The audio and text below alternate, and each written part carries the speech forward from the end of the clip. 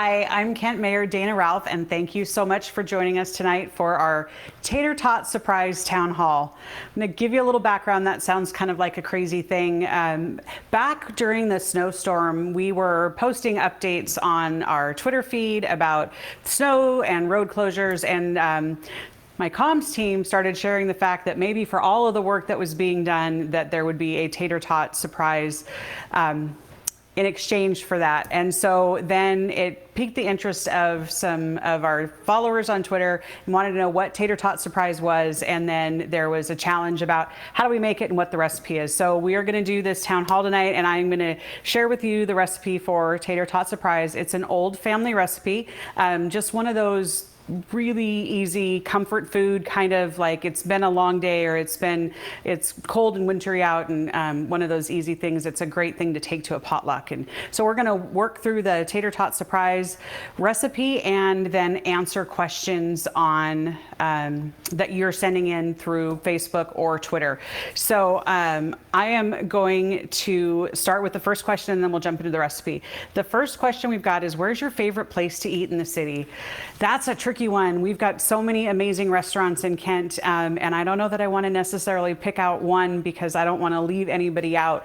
A couple of my favorites for Thai, we've got Thai Chili downtown, or Saya's, Nana's Kitchen up on the East Hill, down at Kent Station, probably like Agave, Mama's Tortinis. We've got some great restaurants, so that's a tricky one to pick just one, but really happy of all the choices we have in Kent. All right, I am going to start with making the recipe. Again, pretty straightforward, very easy. We're going to start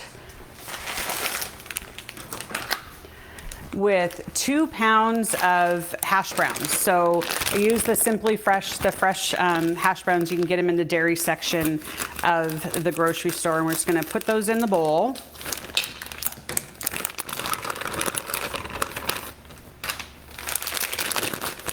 All right, let's see. We've got another question here while we're getting these put in. How is the city going to spend its American Rescue Plan Act funding, and who decides how it's going to be spent? So the city is the recipient of some federal funding as a part of the coronavirus relief packages. We're getting just over $28 million. And in order to figure out how we're going to spend that money, we convened a committee. It is Councilmember Boyce, Councilmember Core, our City Administrator Derek Matheson, Finance Director Paula Painter, and myself, and we sat down and developed a framework. So the first thing we're going to do with that money is pay back some of our lost revenues.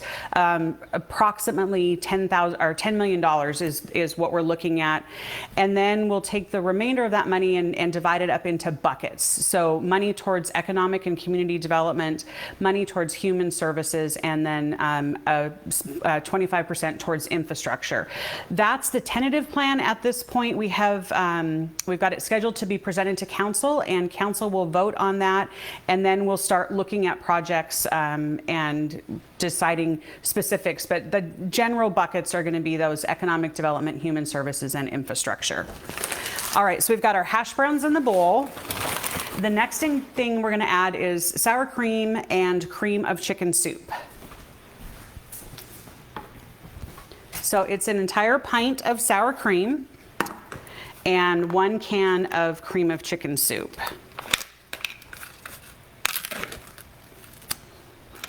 Just going to mix those in.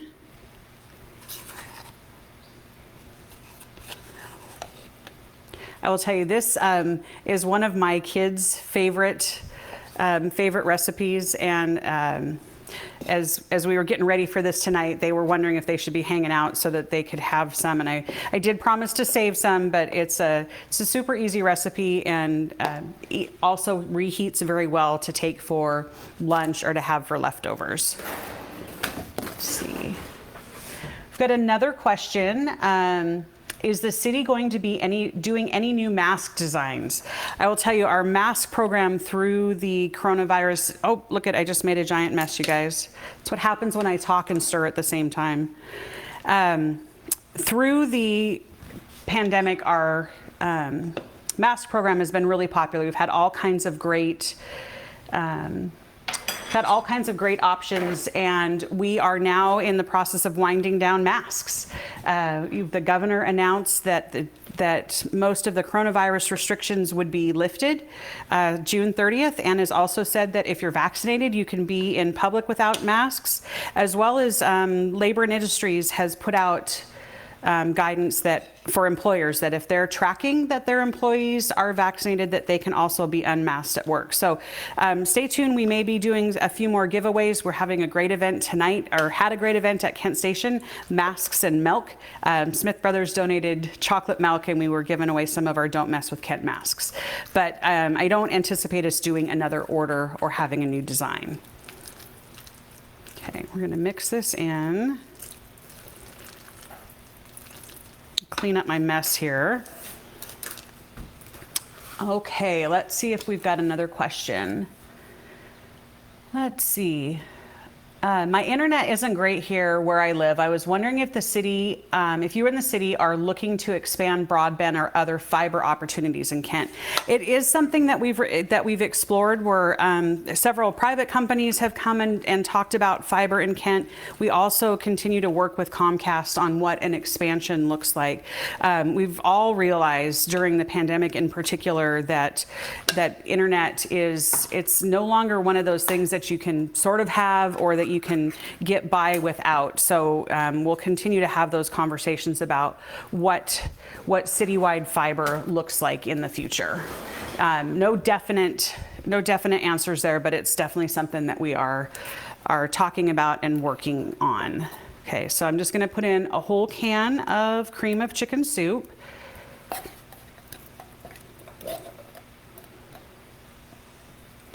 Okay. Throw that in the sink. Let's see. How is the city focusing on improving the downtown area? I've seen a lot of great progress in recent years, and I hope it isn't going to slow down. So we are really proud of some of the progress that we're making in the downtown. We've started a program a couple of years back called Meet Me on Meeker, and it actually starts at the west side of the city. And we'll be coming into the downtown, and it's really about making the area more walkable and also more business friendly, so people can walk or bike to their business and also have opportunities to park. We continue to work with the Kent Downtown Partnership on making sure that we're doing things to help make their downtown businesses successful. Improvements on lighting. I saw today we were putting up hanging baskets all around downtown, just making sure that we're programming spaces to attract people. We continue to work on the quiet zone. So at some point we'll be at a place where where the trains go through town, they don't have to blow their horns, which is disruptive to folks that are living downtown and businesses. And we're just going to keep making investments in the downtown core so we can keep the great businesses that we have, but also continue to attract new ones.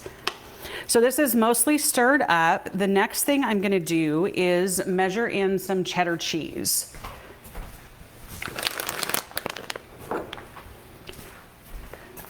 So if you haven't figured it out, this is all comfort food. We've got potatoes and cheese, sour cream.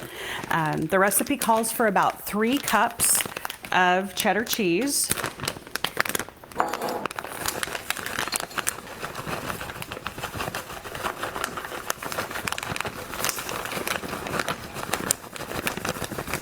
The other idea here is that this is all really easy stuff. So I'm cheating a little bit using the pre-shredded cheese. You can obviously shred it, but I really like the flavor and the richness that the cheddar cheese adds. Let's see. Will there be downtown booths this summer? So I'm guessing that question refers to Cornucopia Days. Cornucopia Days is our annual festival in the downtown. It's usually right around the second week in July, along with a parade and those kind of things. The Lions Club is the one that sponsors that event, and they are not doing it this year.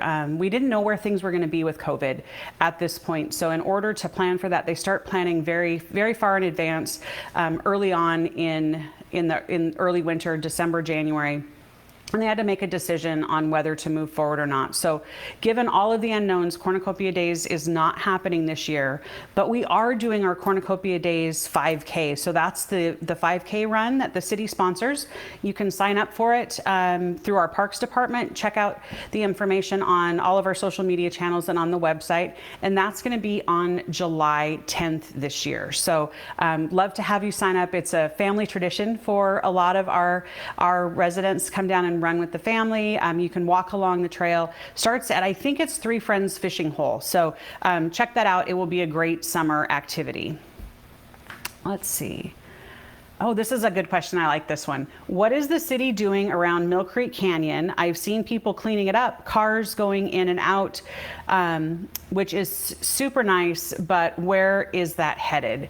So the Mill Creek Canyon is that park that runs right through off the East Hill, right into the middle of the heart of downtown Kent.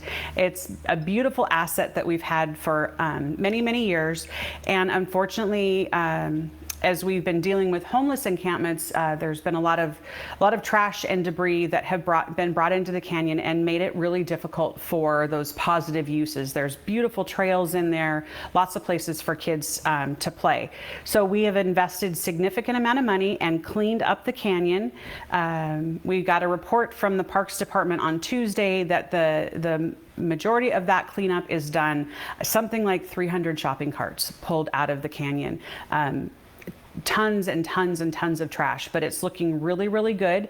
We are going to be contracting with a company to do some trail restoration so that you'll be able to access those trails from both the bottom of the park and the top of the hill up there, and use those trails and just be out there and enjoy nature with your family. So we're going to be investing in trail restoration, and then the long term is also activating it with some other types of recreation spaces. So stay tuned, but if you have not been for a hike in the Mill Creek Canyon, I strongly recommend it. We've got some good weather coming up. It would be a great time to check that out. It's a part of Earthworks Park, which is also a landscape art project. So multiple functions, artwork, helps with some of our stormwater retention. Just, it's a beautiful space, and like I said, a good place to go and hang out with your family. So we're gonna mix the cheese in, get this all stirred up.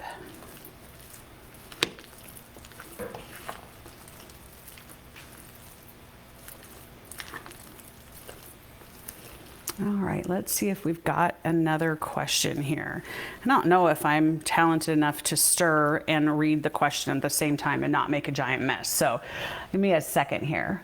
What's your favorite part about being mayor of a city? And is there anything like you thought it was going to be?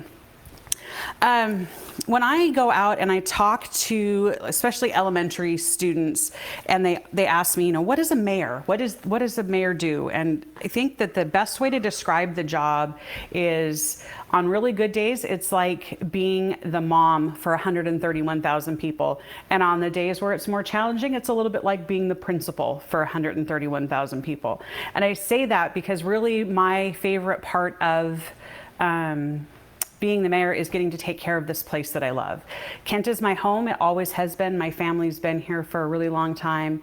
And it's important to me that we recognize our potential and that others around Kent recognize that potential. So in my role as mayor, I get to help build a vision for what our city looks like going into the future, where we're making investments, how we're taking care of our infrastructure, how we're taking care of our residents and our businesses. And so I think that being able to do those things on a daily basis, probably the thing I enjoy the most, getting to talk about and be involved in a wide range of conversations. It keeps the job very interesting. The second part, is it anything like you thought it was going to be? That's a tough one. I wasn't exactly sure what to expect. I'd served on council for 6 years, so knew the decision-making process, understood how city government worked, how budget worked, but I wasn't really sure what day-to-day would look like on my first day. And I will tell you, I'm pleasantly surprised.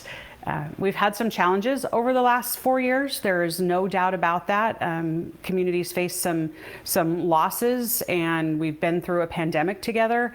But even with all of those things, I wouldn't trade it for the world. Okay, I'm gonna finish mixing this up.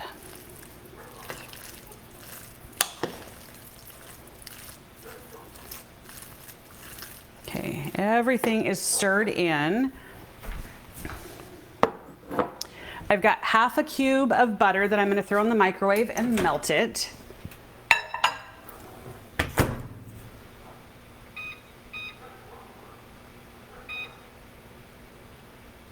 We'll get that going. And then I'm gonna grab a casserole pan. Okay, good sized casserole pan and some cooking spray. We don't want this to stick.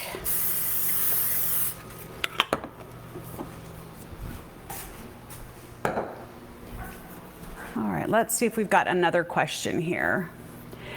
I saw on social media that the City Council may repeal the recent ordinance that was passed that requires landlords to provide notice to tenants if they want to end their rental agreement. Could you explain what's going on there? Absolutely. So not too long ago, the council passed, like the question said, an ordinance that required an extension of the notice that a landlord had to give their tenant if they weren't going to renew their lease or if they were on a month-to-month. I'm going to think about, see if I can get this right. It was 20 days. The state required 20 days notice and council extended that to, I believe, 60 days. So my butter's done. I'll grab that in a second.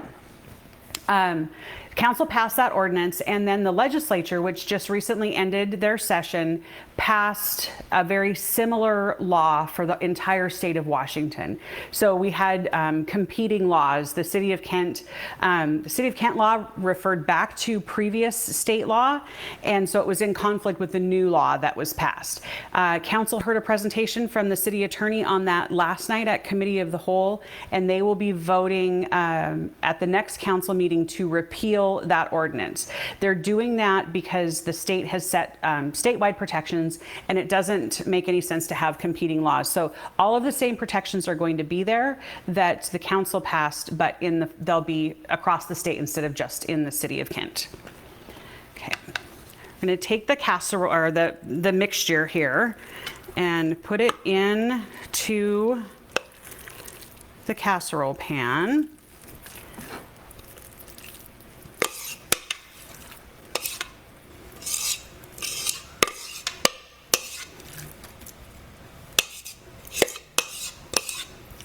Okay, I'll throw this in the sink. Go ahead and just spread this all out in that casserole pan. I should have also said to preheat the oven to 350 degrees. So I've got the oven preheating back there.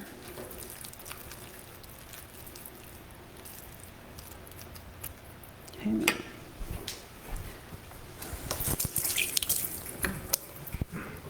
All right, let's see if we've got another question. When will public-facing city offices and buildings be opening back up? As you might have heard, the governor said that the COVID restrictions will be ending June 30th.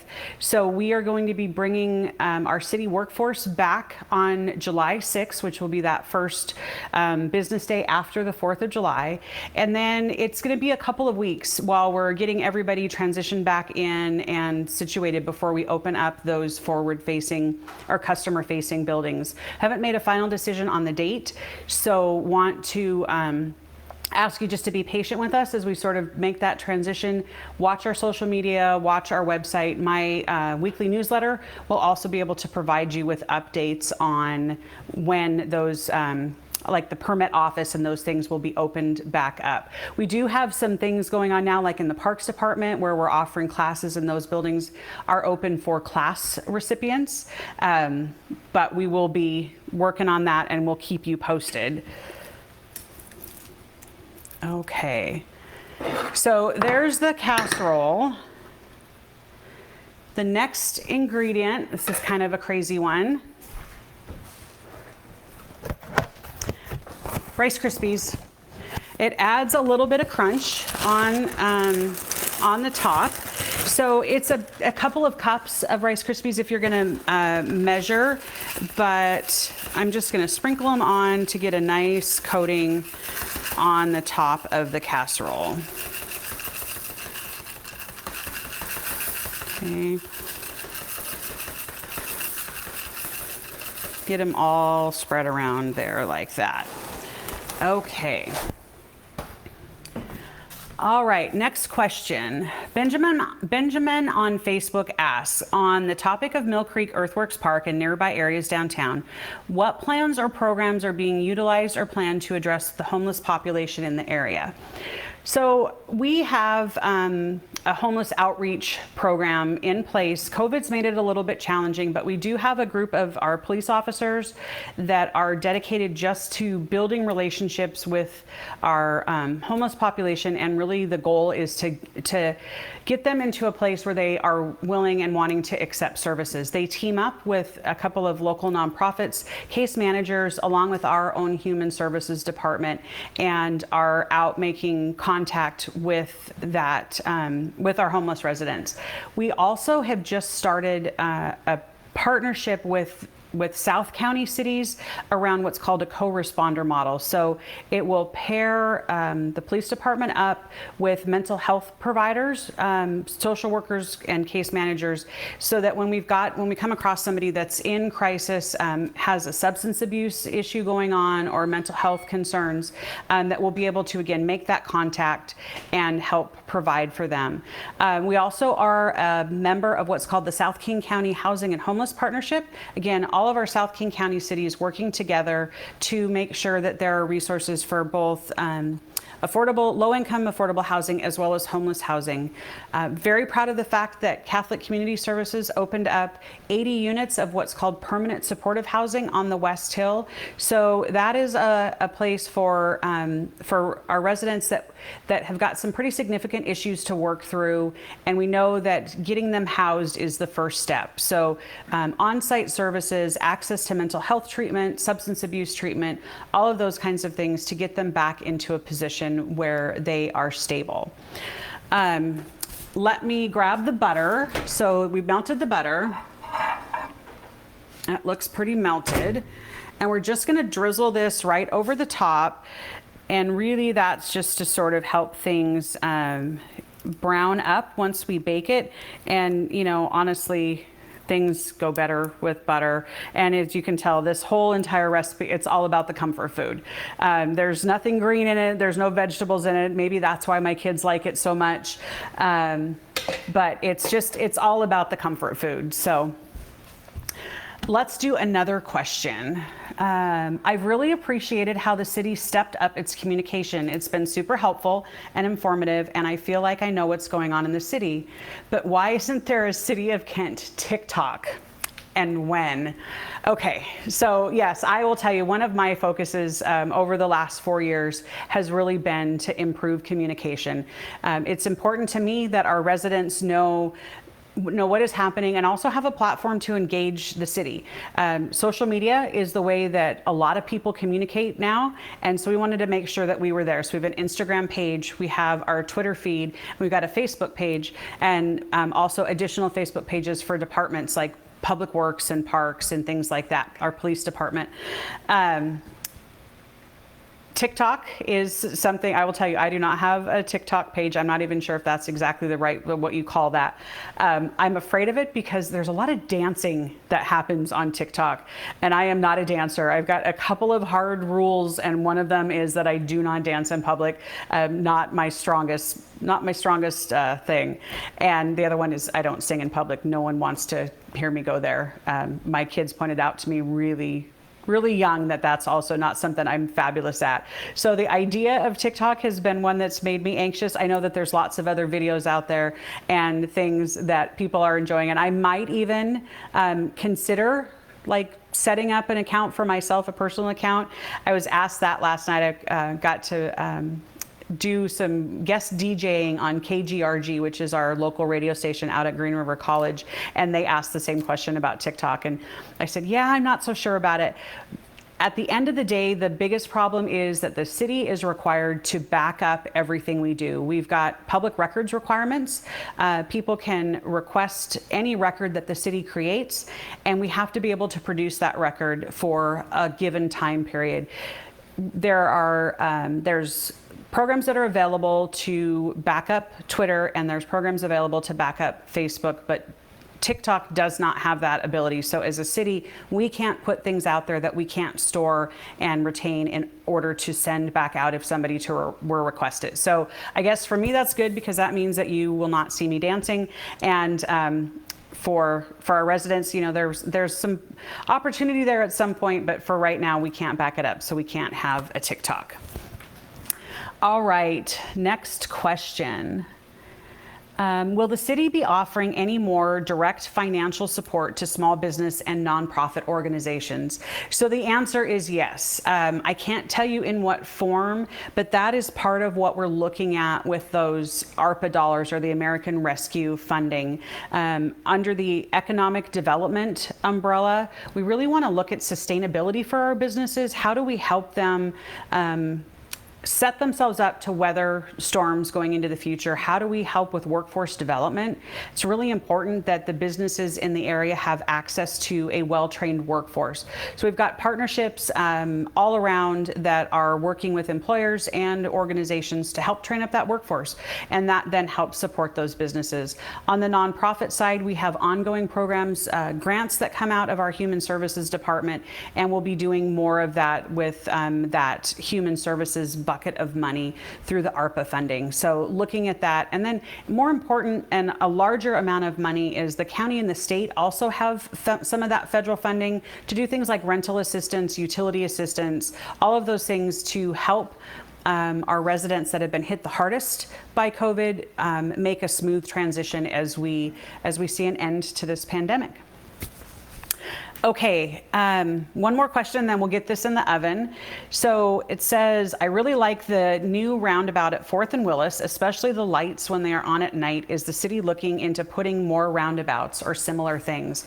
So I will start with, if you have not seen the roundabout at 4th and Willis at night, it's beautiful. We've got that great big piece of artwork that's in the center, and there's colored lighting that's programmable, so we can change it, that is around, and it lights up. And when you come in off of 167 or there on Willis Street, it really is a beautiful gateway into the city of Kent.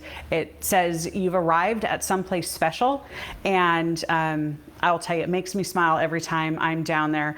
I've been known to just kind of go down and drive around the roundabout, just check it out, and just like I said, it's a great gateway. It's also extremely important for traffic control. With the 2 railroad tracks there, we were seeing backups up onto 167, especially during the evening commute, and the roundabout really helps that traffic flow. There's lots of data and studies. I know that there's concerns out there about safety of roundabouts, but really they are a safer way to control intersections. So easy answer is yes, it's something we're looking at. Harder answer is they're extremely expensive to build. So we got state funding to help us build that one at 4th and Willis. We are putting them in neighborhoods as traffic calming devices, and as the opportunity presents itself, they are not out of the question moving forward. So we're about ready to put this in the oven. So here's the casserole. Like I said, super easy. Just throw everything in, mix it up. We're going to put this in the oven at 350 degrees for 45 minutes. I'm going to set this back here because just like on TV, the magic of doing a cooking show, I guess I never thought that this is something that I'd be doing. It's been kind of fun. I hope you've been enjoying it, but I will pull one out of the oven that is all done here in just a minute.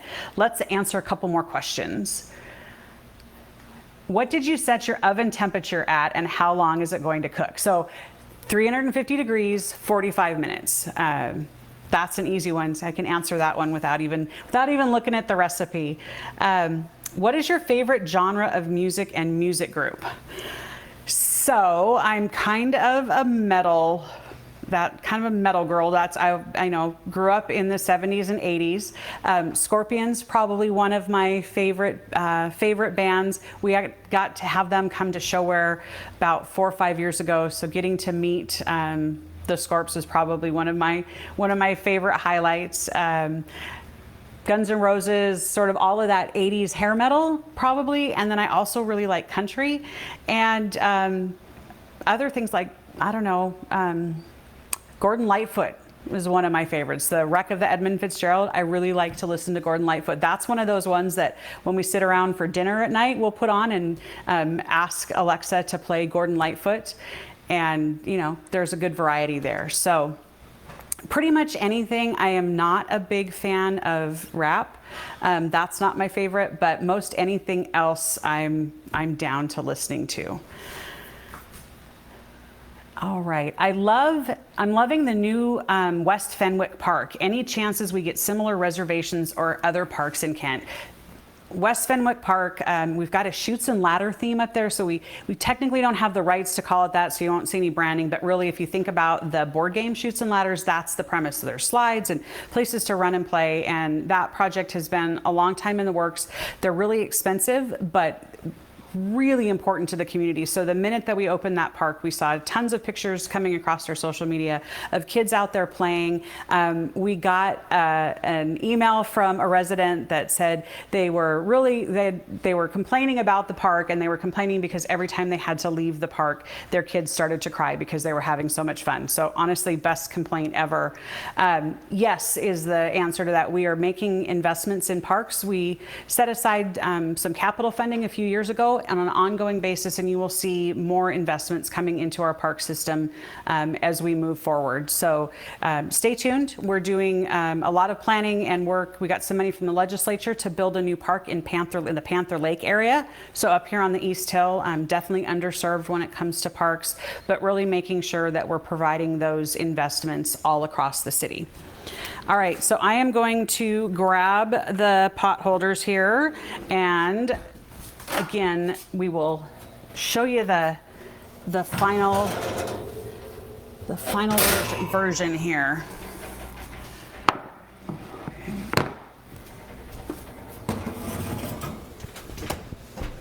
Okay, so there you go. There it is. There's Tater Tot Surprise, the thing we've been talking about on Twitter since this winter. Before I answer another question, I do want to ask everyone out there viewing if they can figure out what the surprise is in Tater Tot Surprise.